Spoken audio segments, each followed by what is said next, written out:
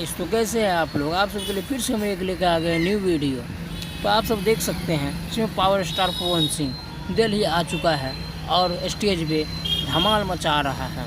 जी हाँ, same steel में से इनवाइट पवन सिंह को भी किया गया था, जो अभी की धमाल मचा रहा है। इसमें बहुत सारा उसका फैंस आ चुका है और इसमें विराट कोहली, अनुष्का शर्मा, सोनू सूद और अपने पावर स्टार पवन सिंह भी है।